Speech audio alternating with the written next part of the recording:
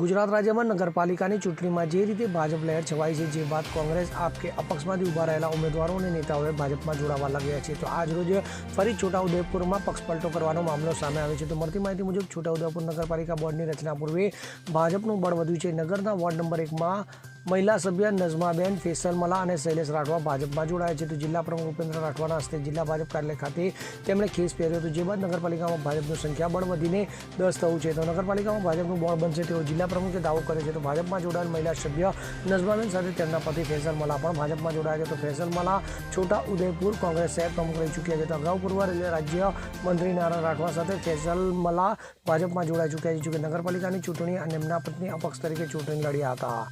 તાજેતરમાં યોજાયેલ નગરપાલિકાની ચૂંટણીમાં વોર્ડ નંબર 1માંથી મારા પત્ની નઝમા ફેસલમલા તેમજ શૈલેષ રાઠવા અમે લોકો અપક્ષ પેનલ બનાવીને ચૂંટણી જીત્યા હતા.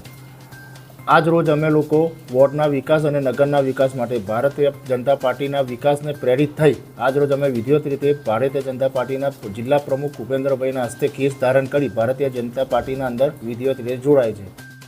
છોટાઉદેપુર નગરપાલિકાની સામાન્ય ચૂંટણીમાં ભારતીય જનતા પાર્ટીએ 8 બેઠકો મેળવી સૌથી મોટા પક્ષ તરીકે ઉભરી આવી છે. ત્યારે આવનારા દિવસોમાં છોટાઉદેપુર નગરપાલિકાનું બોર્ડ ભારતીય જનતા પાર્ટીનું બને એ દિશામાં આજરોજ છોટાઉદેપુર નગરપાલિકાના વોર્ડ નંબર 1ના નગરસેવક શૈલેષભાઈ રાઠવા, નઝમા ફેઝલભાઈ મલા આજે ભારતીય જનતા પાર્ટી જોઈન કરી છે અને આવનારા દિવસોમાં અન્ય પક્ષના તથા અપક્ષ કેટલાક નગરસેવકો ભારતીય જનતા પાર્ટી જોઈન કરી અને ભારતીય જનતા પાર્ટીનું બોર્ડ 100% બનશે એવો મને વિશ્વાસ છે. સમય આવે આપ સૌને એ બાબતે માહિતગાર કરવામાં આવશે.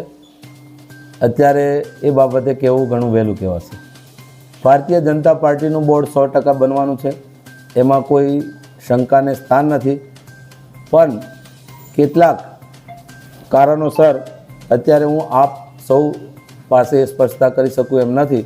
આવનારા દિવસોમાં સમય આવે આપણે સમક્ષ આ બાબત પણ ઉજાગર કરશું. અમુક 100% ભારતીય જનતા પાર્ટીના મેન્ડેટ પર ચૂંટાયેલ વ્યક્તિ ભારતીય જનતા પાર્ટીનો કાર્યકર્તા નગરના પ્રમુખ તરીકે ચૂંટાશે. એમાં ઉપપ્રમુખે અમારે પ્રદેશ મોવાડી મંડળ પાર્લામેન્ટરી બોર્ડ નક્કી કરશે કે છોટાઉદેપુરમાં પ્રમુખ ઉપપ્રમુખ કે અન્ય હોદ્દા કોને ફાળવવા.